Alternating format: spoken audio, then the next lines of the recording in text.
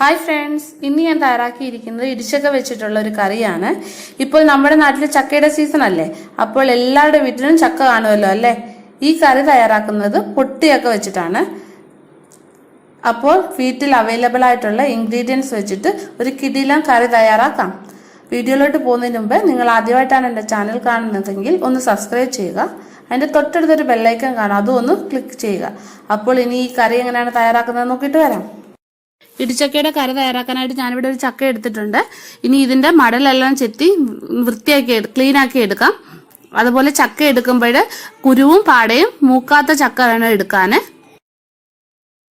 ചക്ക കട്ട് ചെയ്യുന്നതിന് മുമ്പേ നമ്മുടെ കയ്യിലും കത്തിയിലും നല്ലോണം എണ്ണ തടവി കൊടുക്കണം, അല്ലെങ്കിൽ ഇതിൽ കറയാവും.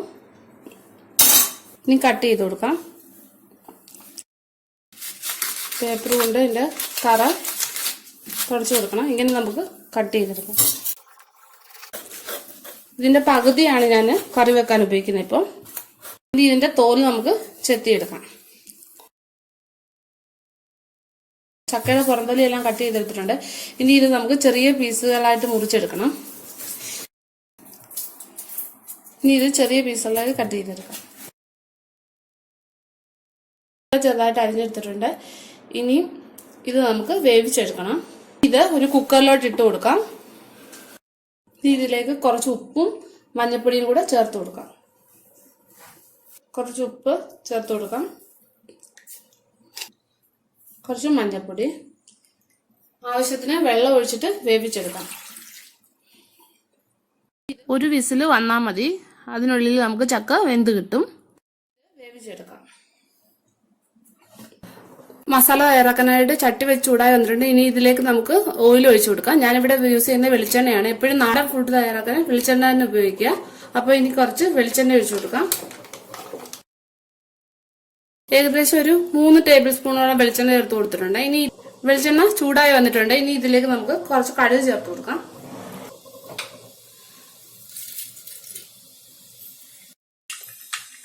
കടുക് പൊട്ടി വന്നിട്ടുണ്ട്. ഇനി ഇതിലേക്ക് നമുക്ക് വറ്റൽമുളക് ചേർത്ത് കൊടുക്കാം. ഇത് ഞാൻ 2 വറ്റൽമുളക് എടുത്തിട്ടുണ്ട്, അത് ചേർത്ത് കൊടുത്തു.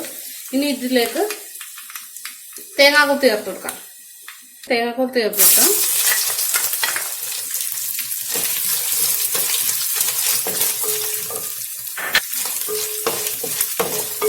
തേങ്ങാക്കൊത്ത് ചെറുതായിട്ടൊന്ന് കളറ് മാറി വരുമ്പോൾ ഇതിലേക്ക് നമുക്ക് ഇഞ്ചിയും വെളുത്തുള്ളിയും കൂടെ ചതച്ചത് ചേർത്ത് കൊടുക്കാം. തേങ്ങാക്കൊത്ത് കളർ ചെറുതായിട്ട് മാറി വന്നിട്ടുണ്ട്. ഇനി ഇതിലേക്ക് ഇഞ്ചിയും വെളുത്തുള്ളിയും ചതച്ചത് ചേർത്ത് കൊടുക്കാം. ഇത് ഞാൻ 5-6 ചെറിയ വെളുത്തുള്ളി, ഒരു ചെറിയ കഷ്ണം ഇഞ്ചിയും കൂടെ ചതച്ചതാണ്, അത് ചേർത്ത് കൊടുക്കാം. ഇഞ്ചിയുടെയും വെളുത്തുള്ളിയും പച്ചമണം മാറി വന്നിട്ടുണ്ട്. ഇനി ഇതിലേക്ക് നമുക്ക് അരിഞ്ഞു വെച്ചിരിക്കുന്ന സവാള ചേർത്ത് കൊടുക്കാം. ഇത് 3 മീഡിയം സൈസ് സവാള ചെറുതായിട്ട് അരിഞ്ഞതാണ്. ഇനി ഇത് നല്ലോണം ഒന്ന് വഴറ്റിയെടുക്കാം. ഇനി ഇതിലേക്ക് 3 പച്ചമുളക് നെടുക കീറിയ ചേർത്ത് കൊടുക്കാം. കുറച്ച് കറിവേപ്പില ചേർത്ത് കൊടുക്കാം. ഇനി ഇതെല്ലാം കൂടെ നല്ലോണം ഒന്ന് വഴറ്റിയെടുക്കണം. സവാള വഴന്നു വന്നിട്ടുണ്ട്. ഇനി ഇതിലേക്ക് നമുക്ക് മസാലകൾ ചേർത്ത് കൊടുക്കാം. കുറച്ച് മഞ്ഞൾപ്പൊടി. മഞ്ഞൾപ്പൊടി നമ്മൾ ചക്ക വേവിക്കാൻ നേരത്ത് കുറച്ച് ചേർത്തിട്ടുണ്ട്, അപ്പൊ അതിനനുസരിച്ച് മഞ്ഞൾപ്പൊടി ചേർത്ത് കൊടുത്താൽ മതി. ഇനി ഇതിലേക്ക് മുളക് പൊടി ചേർത്ത് കൊടുക്കാം.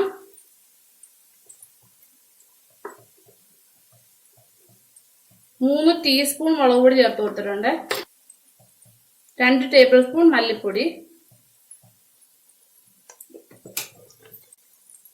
1/2 ടീസ്പൂണ് കുരുമുളക് പൊടി, പിന്നെ കുറച്ച് ഗരം മസാല.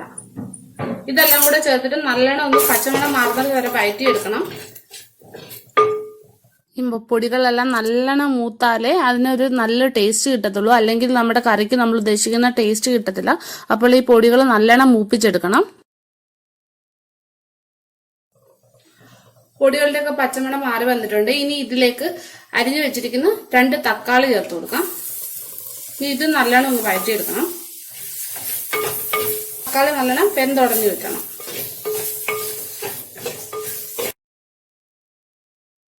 തക്കാളി എല്ലാം നല്ലോണം വെന്തുടഞ്ഞ് എണ്ണയൊക്കെ തെളിഞ്ഞ് വന്നിട്ടുണ്ട്. നല്ലോണം മൂത്തിട്ടുണ്ട് മസാലയെല്ലാം. ഇനി ഇതിലേക്ക് നമ്മൾ വേവിച്ച് വെച്ചിരിക്കുന്ന ചക്ക ചേർത്ത് കൊടുക്കാം. ഇനി ഇതിലേക്ക് നമ്മൾ വേവിച്ച് വെച്ചിരിക്കുന്ന ചക്ക ചേർത്ത് കൊടുക്കാം.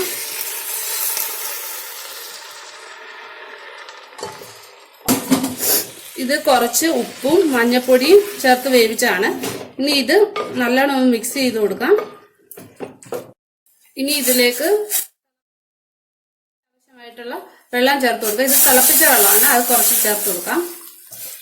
എത്ര ഗ്രേവി വേണോ അതിനനുസരിച്ചുള്ള വെള്ളം നിങ്ങൾ ചേർത്ത് കൊടുക്കണം.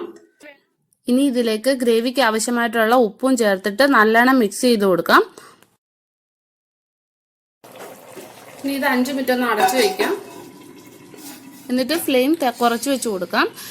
എന്നാലേ ഈ മസാലകൾ ഈ ചക്കയിലോട്ട് നല്ലോണം പിടിക്കുകയുള്ളൂ. കുറഞ്ഞത് ഒരു 5 മിനിറ്റ് ചെറു തീയിലിട്ടിട്ട് നമുക്കിത് വേവിച്ചെടുക്കാം. കഴിഞ്ഞിട്ട് നമുക്കൊന്ന് തുറന്നു നോക്കാം.